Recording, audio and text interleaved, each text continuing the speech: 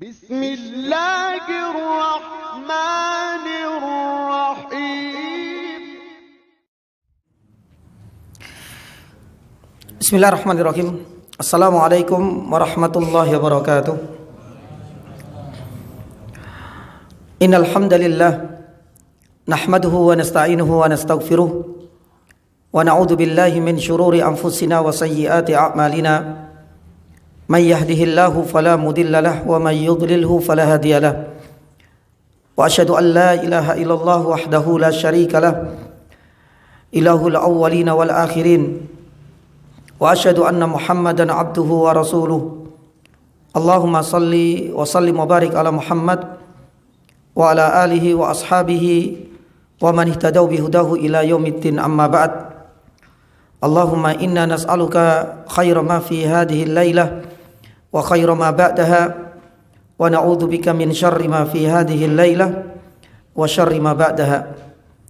Jamaah dan ikhwah sekalian dirahmati Allah, alhamdulillah.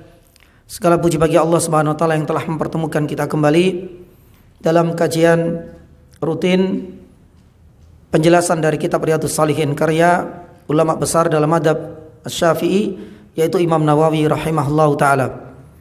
Ini menjadi bagian yang kedua atau mungkin barangkali bagian yang ketiga dari hadis yang ke-8 di mana Rasulullah sallallahu alaihi wasallam meriwayatkan akan sebuah kisah yang disebutkan bahwa kisah ini adalah puncak dari segala syariat Islam yaitu jihad.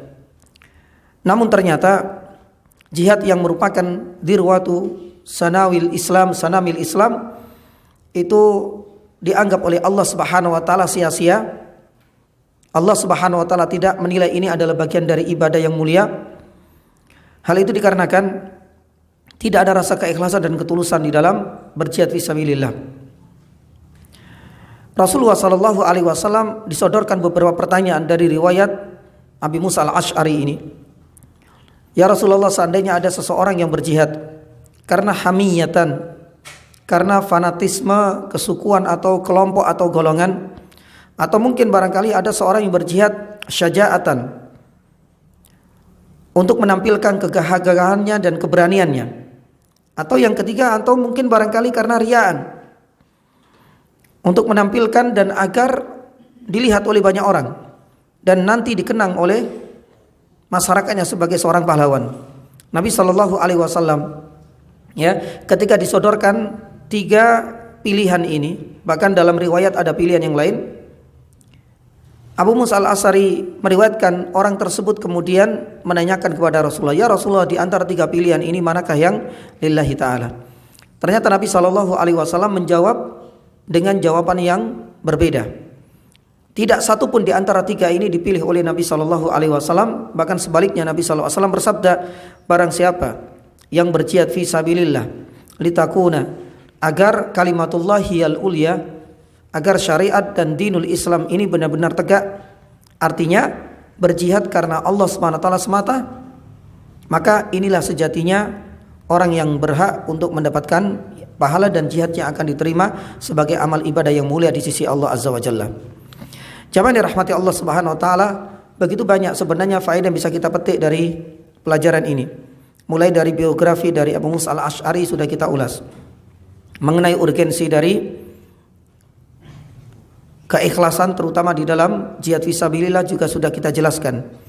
Pun demikian, bagaimana pentingnya keikhlasan di dalam jihad berdasarkan hadis-hadis yang diriwayatkan oleh Nabi Shallallahu Alaihi Wasallam. Tidak hanya ini, itu juga sudah kita sampaikan.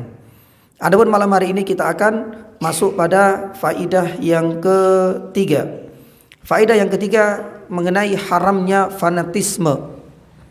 Karena Nabi Shallallahu Alaihi Wasallam ketika ditanya, ada seseorang yuqatilu hamiyatan, berjihad, berperang, tapi hanya karena faktor kesukuan. Kalau bukan karena faktor kesukuan atau fanatisme, dia tidak akan mau untuk ikut berperang. Nah, dapat ditarik kesimpulan di sinilah kemudian faedah yang ketiga, fanatisme itu termasuk perkara jahiliyah yang diharamkan oleh Nabi Shallallahu Alaihi Wasallam. Apa sebenarnya definisi dari fanatisme? Secara bahasa, fanatisme itu artinya adalah bentuk menolak pendapat orang lain, menunjukkan perbuatan yang keras dan kejam. Itu adalah makna fanatisme secara bahasa.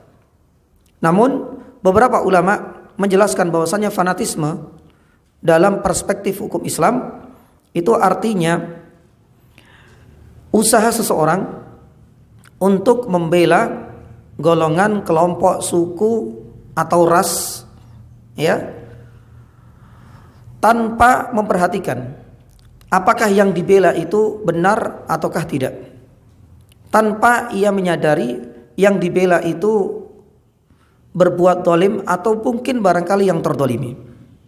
Inilah fanatisme yang dilarang oleh Nabi Shallallahu Alaihi Wasallam. Maka oleh karena itu fanatisme ini menjadi salah satu bentuk warisan jahiliyah. Dahulu Nabi Shallallahu Alaihi Wasallam dalam sebuah riwayat disebutkan, dan hadis ini sahih, ketika orang-orang Ansor dan orang-orang Muhajirin sudah dipersatukan oleh Nabi Shallallahu Alaihi Wasallam di kota Madinah, qaddarallah, terjadi pelecehan, ya, di mana ada salah satu di antara orang Muhajirin yang kemudian memukul dan terkena pantat salah satu orang yang berasal dari Bani Ansor. Akhirnya merasa tidak terima, orang Ansor ini berteriak, "Ya walal Ansor," ya, artinya sebagai bentuk permintaan pertolongan bahwa dia terdolimi dalam masalah ini. Ternyata orang Muhajirin mereka nggak tinggal diam, mereka pun berteriak, padahal dia yang berbuat zalim, memukul saudaranya dari kaum Ansar. Orang Muhajir mengatakan, "Ya walal Muhajirin," berteriak juga minta pertolongan. Subhanallah, ketika terdengar suara orang Ansor menyebut rasnya atau mungkin barangkali sukunya atau golongan dan kelompoknya, Muhajirin pun demikian. Akhirnya Nabi Shallallahu Alaihi Wasallam jadi dakwah, tinggalkan, ya. Ini adalah bagian dari bentuk fanatisme. Fa innaha jahiliyah fa inna muntinah. Ini adalah warisan dari orang-orang jahiliyah dahulu. Dan kata Nabi Shallallahu Alaihi Wasallam, baunya ini amis, ya. Ini menunjukkan bahwa syariat Islam ini benar-benar menyortir seluruh kebudayaan, adat istiadat yang sekiranya tidak sejalan dengan syariat kita pasti akan dihapuskan oleh syariat kita. Salah satunya adalah fanatisme kesukuan atau kelompok atau golongan ini. Dan banyak. Nabi Shallallahu Alaihi Wasallam terkadang menyebutkan warisan-warisan dari masa-masa jahiliyah yang masih dijumpai di kalangan para sahabat. Salah satunya adalah an-niyahah. An-niyahah itu adalah meratapi orang yang sudah meninggal dengan memukul-mukul kepalanya atau menyobek yakni bajunya. Kata Nabi SAW, ini adalah warisan yakni jahiliyah. Termasuk diantaranya adalah menolak nasab atau mencela nasab keturunan yakni saudaranya atau orang lain. Inilah diantara beberapa hal yang dilarang oleh Nabi SAW, tak terkecuali fanatisme, karena Rasul SAW sudah mengatakan ini adalah warisan dari masa-masa jahiliyah dan baunya amis, artinya tidak harum, tidak selayan dan tidak seharusnya bagi seorang muslim, terutama Ansor dan Muhajirin yang kala itu sudah dipersatukan oleh Nabi SAW, masih, ya, mengulik-ngulik lagi masa lalu mereka sembari menunjukkan kedikdayaan, kekuatan orang Ansor, dan yang lain menunjukkan kekuatan orang-orang yang Muhajirin. Jamaah dirahmati Allah Subhanahu wa taala, berkaitan dengan fanatisme ini para ulama membagi menjadi beberapa jenis, ya. Yang pertama, fanatisme itu yang pertama fanatisme kelompok atau golongan. Ini adalah jenis yang pertama. Ya, mungkin karena kita punya kesamaan visi. Ya, kita punya komunitas apa?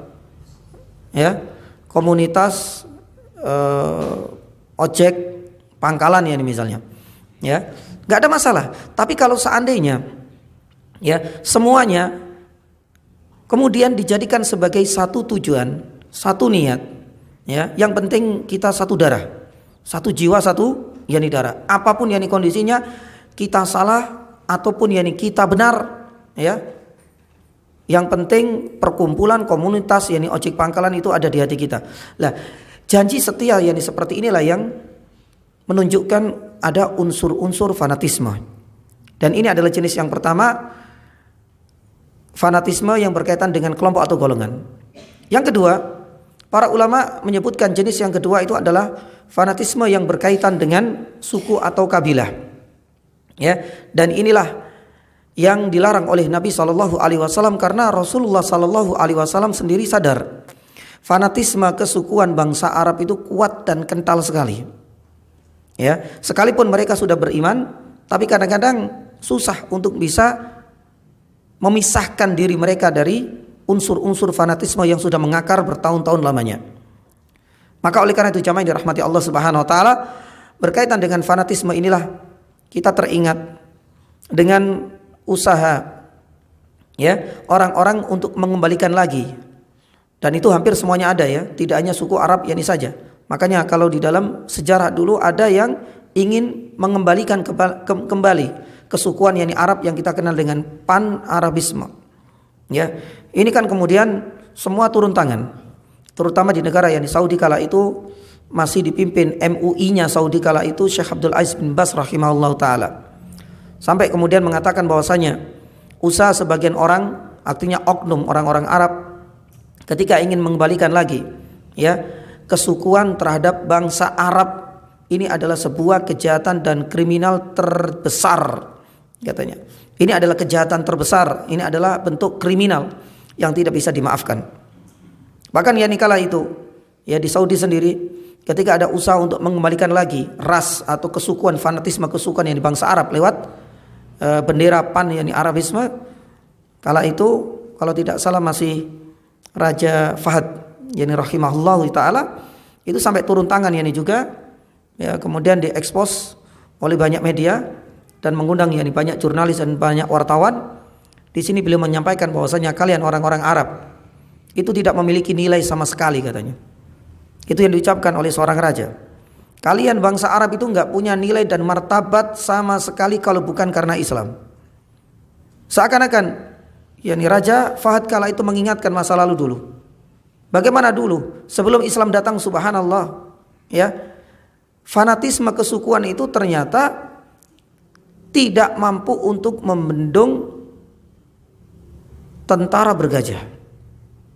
Ini kalau seandainya kita ulas dalam sejarah atau sirah nabawiyah, kita akan kaitkan dengan itu juga. Coba kita lihat, semuanya tidak bisa bersatu. Semua ras atau kabilah masing-masing berusaha untuk membendung, tapi qadarallah masya ma'afal, usaha mereka gagal total. Yang akhirnya pasukan bergajah pun mampu bisa merangsek sampai kemudian mendekati Ka'bah. Nah, disinilah kemudian Raja Fahad ingin mengingatkan kembali bagaimana masa lalu kalian semua bangsa Arab dahulu.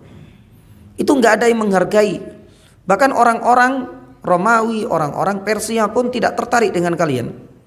Kalian dulu hidup, dalam keterpurukan, hidup pedalaman, dianggap sebagai bangsa primitif.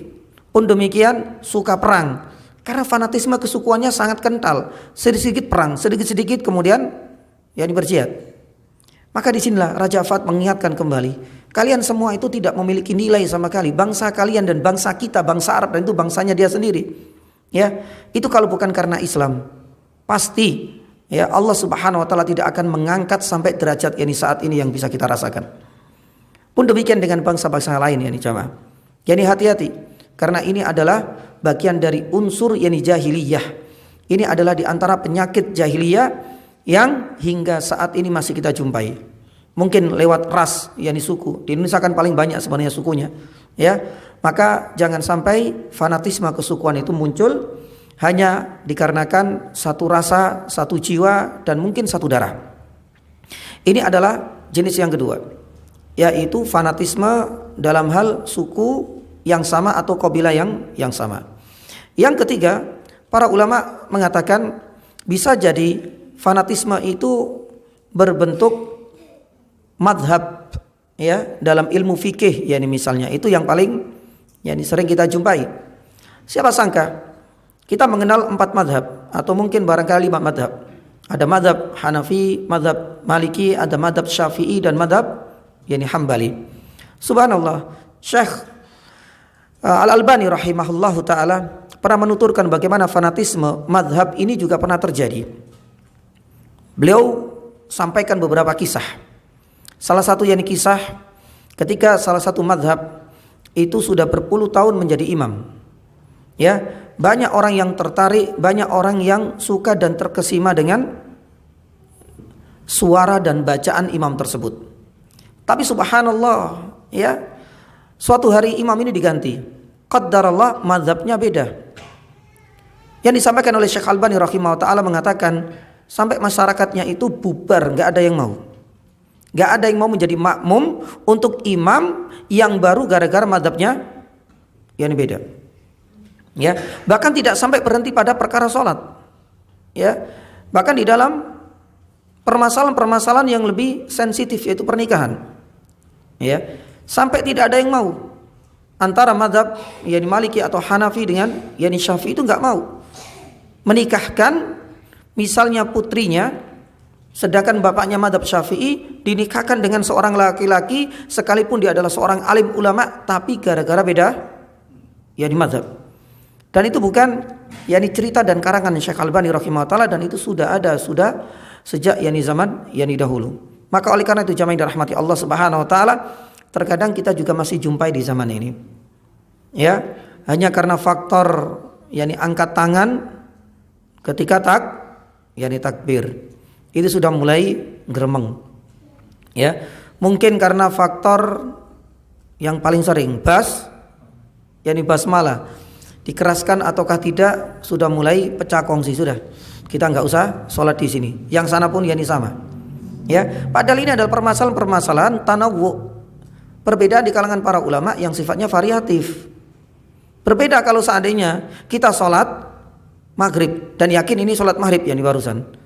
Tapi ternyata dia punya mazhab yang lain, sholat maghrib 4 rakaat, sedangkan kita meyakini 3 rakaat. Pasti kalau ini sudah tidak bisa kita bersatu. Tapi kalau seandainya selama 3 rakaat sama jumlah rakaatnya, gerakannya sama, hanya pada satu permasalahan yang masih khilafiyah. Mungkin yang satu takbirnya sejajar dengan telinga, ada yang di sini. Ketika bersedekap ada yang di dada, ada yang di perut, dan ada yang agak ke bawah. Ketika i'tidal ada yang kemudian tangannya itu disedekapkan, ada yang tidak. Bahkan ketika tasyahud ada yang digerakkan jarinya dan ada yang tidak. Itu kadang-kadang sering kali menjadi sumber masalah. Lah, ini adalah sebenarnya benih-benih fanatisme. Dalam hal apa? Dalam hal mazhab. Ini yang ketiga. Adapun yang keempat, jamaah yang dirahmati Allah Subhanahu wa taala, para ulama mengatakan at-ta'assub al-unsuri, yaitu biasanya dikaitkan dengan fanatisme dalam hal asal muasal atau mungkin asal daerah. Asal daerah. Kita sama-sama dari Jember, pokoknya satu jiwa, satu rasa. Selama sana meskipun dari suku manapun, kelompok manapun, kalau bukan dari Jember atau dari mana Pak? Desa apa ini Pak? Pokoknya kita serang, pokoknya satu darah, satu jiwa, satu tujuan, dan begitulah seterusnya. Lah, kata para ulama, at-ta'assub al-unsuri berkaitan dengan asal daerah misalnya, asal kampung yang sama, yang kemudian tanpa melihat apakah yang kita bela ini benar-benar di atas hak atau di atas kebatilan. Dia posisinya itu orang yang terdolimi ataukah orang yang mendolimi. Itu enggak jadi soal. Yang penting satu daerah, satu asal perkampungan dengan saya, hati-hati. Ini adalah benih-benih benih-benih fanatisme yang keempat. Adapun yang kelima, yang terakhir, para ulama menyebutkan di antara bentuk fanatisme yang lain itu adalah fanatisme karena kesamaan pemikiran, kesamaan pemikiran dalam skup yang kecil maupun dalam skup yang lebih luas. Kadang-kadang kita sama-sama pemikiran, satu visi nih kayaknya. Ini satu apa istilahnya anak-anak muda saat ini tuh?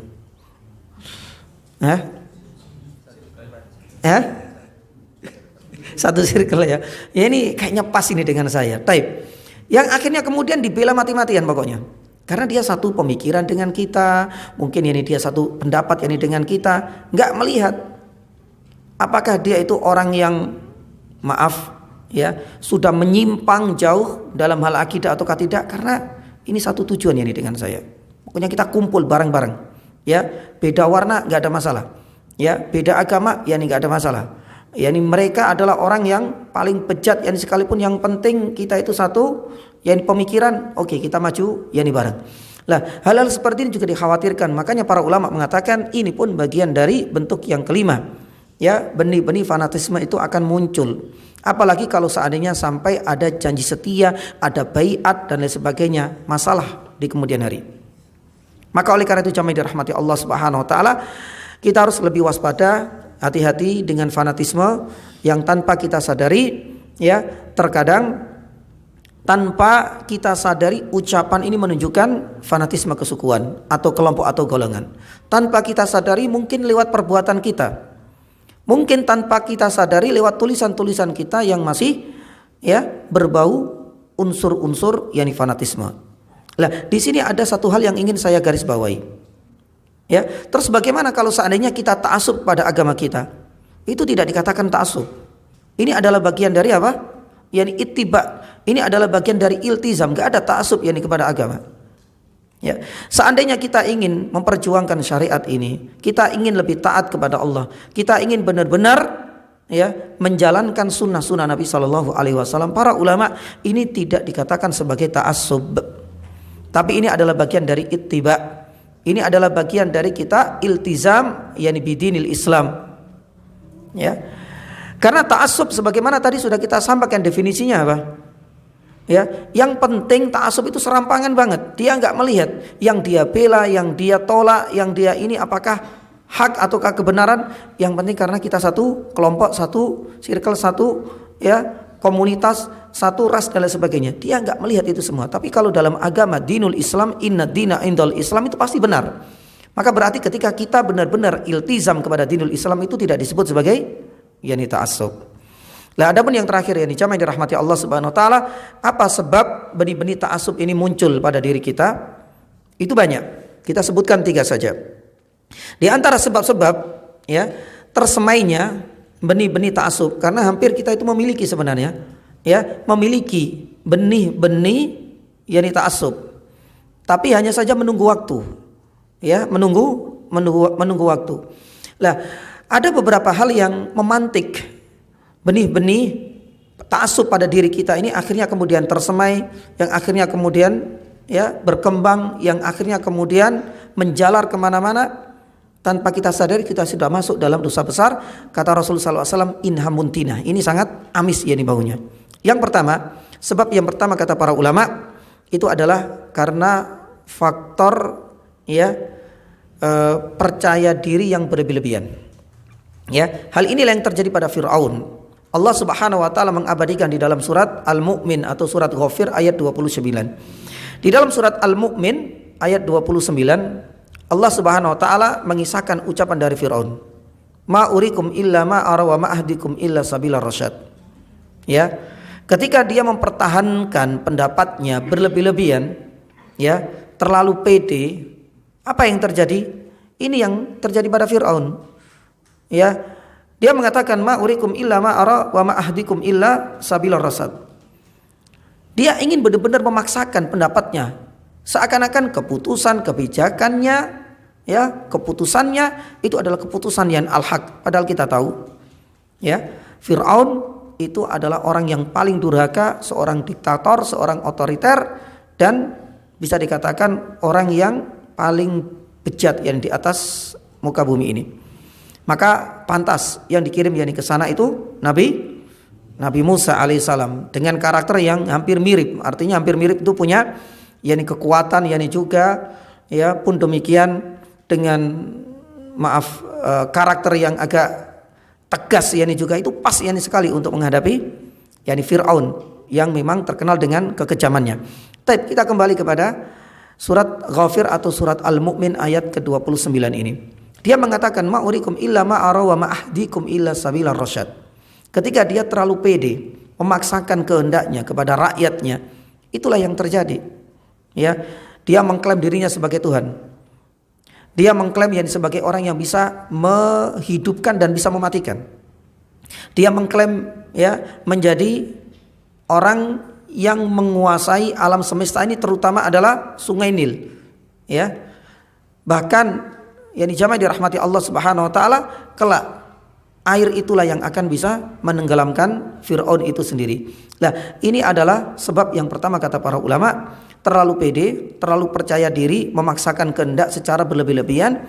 Inilah yang menjadi sebab yang akhirnya benih-benih fanatisme itu akan selalu tersemai. Yang kedua, di antara sebab yang lain adalah kebodohan, maaf. Ya, jauhnya seseorang itu dari dinul Islam. Makanya tanpa disadari ketika seseorang itu jauh dari dinul Islam, dia akan mudah terombang-ambing. Ya, dibawa ke sana dengan bendera kesukuan, oke. Ya, dibawa yakni ke sana dia ikut dibawa bendera mazhab, enggak ada masalah. Yang penting pokoknya itu yang akhirnya. Kalau sudah pokoknya ini susah. Ya, itu yang seringkali menjadi alasan klasik mereka. Ketika diingatkan, ketika dinasehati, pokoknya itu susah. Makanya para ulama mengatakan bahwasanya di antara sebab yang kedua itu adalah kebodohan.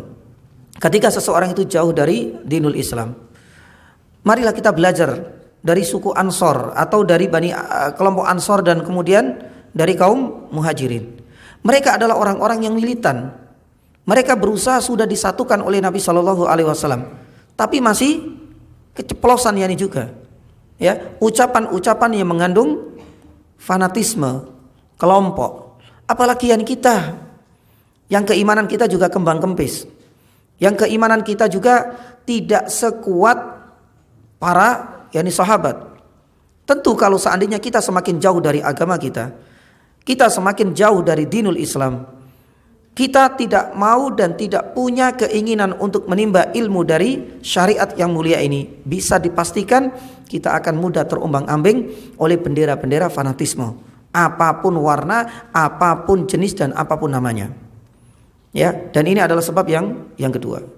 Adapun sebab yang terakhir, para ulama yang mengatakan, dan mudah-mudahan ini tidak terjadi pada diri kita, yaitu ketika seseorang itu mengkultuskan ya figur, ya, ketika seseorang itu mengkultuskan individu dan bersikap berlebih-lebihan yakni kepadanya. Ya, pokoknya kalau enggak yang ngisi dokter fulan, wah, enggak marmu satu. Kenapa kita sampaikan seperti itu ya nih jamaah? Ya, karena itu sebenarnya bisa memantik. Ya, makanya dahulu, ya, dan itu juga masih terjadi hingga saat ini. Ketika seseorang itu melihat kepada figuritas ini saja, apapun. Jadi akhir-akhirnya apa yang keluar, maaf ya, apa yang keluar dari lisannya itu seakan-akan sabda, seakan-akan wahyu nantinya. Ya, nggak ada yang salah dari si fulan ini karena dia sudah terlanjur, sudah kadung mengkultuskannya. Dan ini ternyata menjadi benih yang akhirnya nanti tumbuh subur fanatisme itu.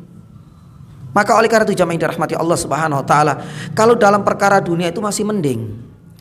Ya, tapi ingat fanatisme itu juga karena perkara-perkara ukhrawi sebagaimana kita sampaikan yani tadi. Yani pokoknya opo jarani ustadz ini, yes. Manut opo jarani dokter ini pokoknya. Ya, salah benar itu menurut yani dia. Tidak dilihat dari ya neraca kebenaran yaitu Al-Quran dan yani sunnah. Yang akhirnya apa yang keluar dari lisannya itu seakan-akan ya setara dengan wahyu atau sabda ilahi wal iyad billah. Dan itu ada dan banyak kita jumpai yani jamaah. Maka oleh karena itu hati-hati yani terhadap ini semua. Maka para ulama sudah mengingatkan yani bahwasanya al-haq ya itu tidak melihat kepada yani figur. Al-haq itu bisa berasal dari siapapun. Ya, ketika kita punya kaidah seperti ini, maka kita akan lebih marem sebenarnya. Kebenaran itu benar-benar tidak terkotak-kotakan hanya pada si fulan A, si fulan B, tidak. Maka kebenaran dari manapun ketika punya kita kaidah seperti itu, insya Allah kita akan mudah untuk menerima. Sekalipun kebenaran itu yang mengucapkannya itu adalah iblis. Ya, makanya Nabi SAW, coba kita lihat bagaimana responnya ketika Abu Hurairah radhiyallahu taala anhu, ya, hampir setiap malam itu ketemu dengan iblis, jin, ya, yang ingin mencuri harta dari Baitul Mal, yang kala itu Abu Hurairah ditunjuk oleh Nabi SAW sebagai penjaganya. Ya, intisarinya kisah ini berakhir ketika suatu malam, ya, iblis ini mengajari Abu Hurairah satu doa yang mulia untuk selalu dibaca sebelum tidur, yaitu ayat kursi. Taib, esok harinya disampaikan kepada Nabi SAW. Coba kita lihat. Nah, kalau seandainya kaidahnya Nabi SAW, kebenaran itu harus melihat kepada figuritas, pasti Nabi SAW pasti akan mengatakan kepada Abu Hurairah, abaikan saja.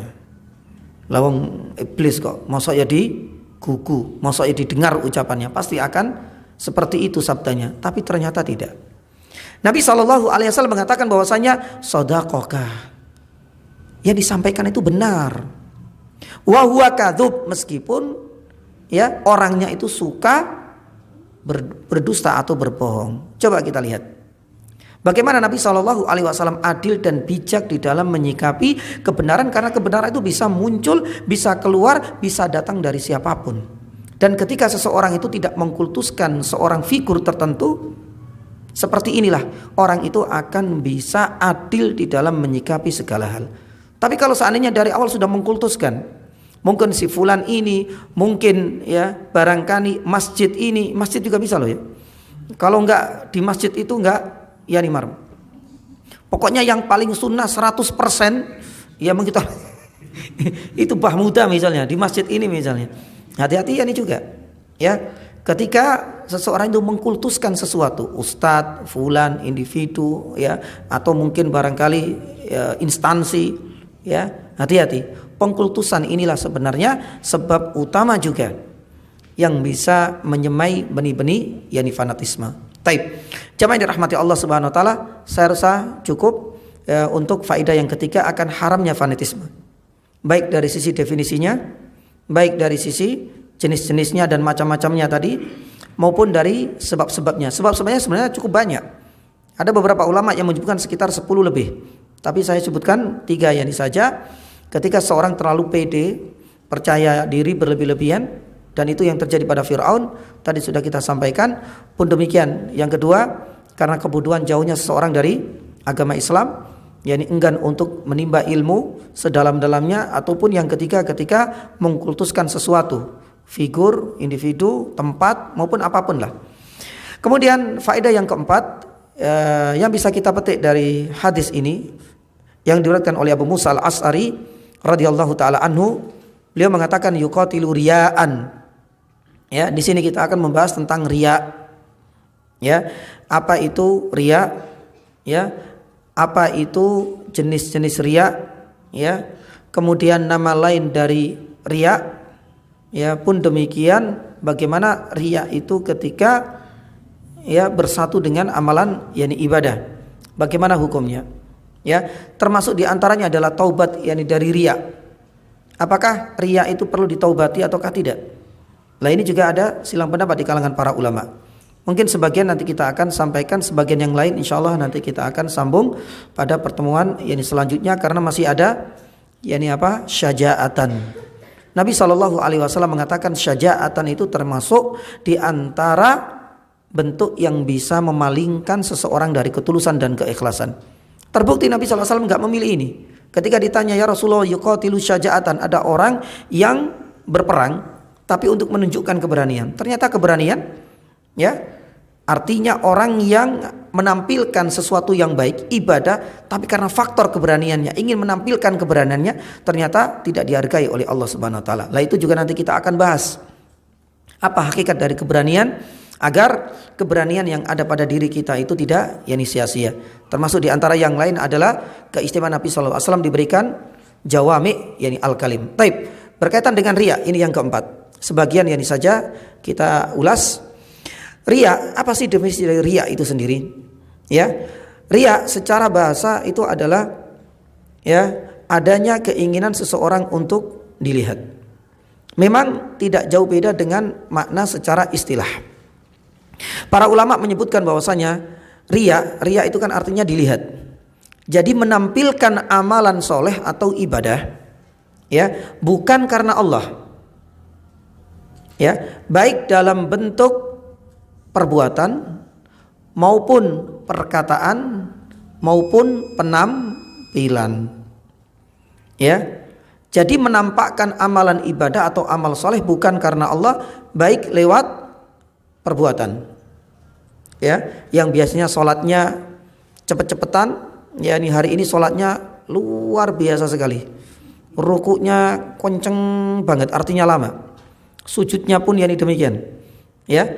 Lah, hal-hal seperti ini termasuk bentuk riya dalam wujud apa? Perbuatan. Terkadang dalam bentuk dan dalam wujud yani perkataan. Perkataan itu bisa bermakna suara, ya, bisa bermakna suara. Mungkin ya para wanita bersuara mendayu-dayu, yang biasanya cempreng ini kok ya suaranya diperbagus, ya, dalam bentuk suara, dalam bentuk perkataan. Ternyata biar dilihat atau mungkin barangkali bisa didengar, ya, oleh orang lain. Ya, ini hati-hati. Atau mungkin yang ketiga dalam bentuk penampilan. Ya, dia enggak mengatakan apapun, tapi dari penampilan itu sudah ada niat jahat supaya orang itu meyakini bahwasanya dia adalah orang yang lurus, orang yang alim, ya, yang biasanya enggak pernah pakai baju koko terus. Enggak ada masalah sebenarnya, baju koko enggak ada masalah. Tapi ini masalah apa? Ya, ini niat.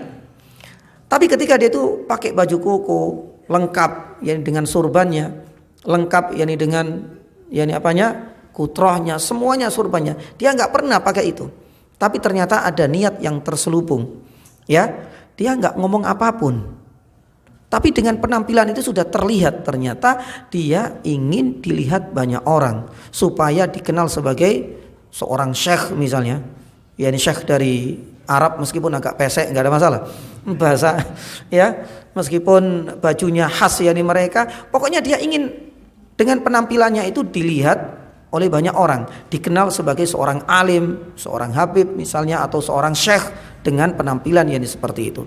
Nah, ini adalah pengertian dan definisi dari riya. Jadi menampakkan amalan soleh bukan karena Allah, baik dalam bentuk perbuatan maupun ucapan atau suara maupun dalam bentuk penampilan. Ya, insyaallah sisanya nanti kita akan lanjutkan pada pertemuan selanjutnya, karena masih ada beberapa tema-tema yang lain yang berkaitan dengan riya. Ya, karena riya ini nanti ada dua sisi. Ada perbuatan-perbuatan yang disangka riya padahal tidak. Namun sebaliknya, ada perbuatan-perbuatan yang dirasa itu bukan riya padahal sejatinya itu adalah riya. Ya, ini juga perlu kita bahas lebih luas agar kita bisa mendapatkan faedah yang lebih banyak biidznillah taala. Demikian yang bisa kami sampaikan. Ya, ini maaf, ini adzan dulu atau kita tutup, atau nanti pertanyaan saya nggak paham karena pekan yang lalu qadarullah saya nggak bisa melanjutkan, batuk nggak kuat. Ini gimana para jamaah, sepakatnya gimana ini? Kita tutup atau adzan baru kemudian nanti kita buka tanya jawab? Monggo jamaah, karena sudah adzan ini. Tutup taib. Kita tutup, ya. Mungkin barangkali pada saatnya, ya Allah subhanallah, saya belum pernah membuka sesi tanya jawab karena ya sudah melewati adzan terus, ya. Mungkin sebagian yang jamaah kalau sudah adzan ya sudah selesai, Ustaz. Ya sudah, kita mengikuti aturan yang ada saja. Jamaah yang dirahmati Allah subhanahu wa taala, jazakallahu khairan atas kehadirannya, jazakallahu khairan atas kedatangannya di tempat yang mulia ini, ya.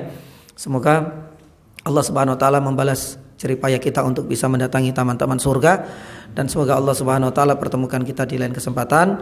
Masih banyak tema yang belum tuntas hari ini, mudah-mudahan pada pertemuan selanjutnya bisa kita selesaikan seluruhnya. Subhanallah, asyhadu an la ilaha illa anta, astaghfiruka wa atubu ilaik. Wassallallahu ala nabiyyina Muhammadin wa ala alihi washabbihi wasallam. Wassalamualaikum warahmatullahi wabarakatuh. لا تسألون عما أجرمنا ولا نسأل عما تعملون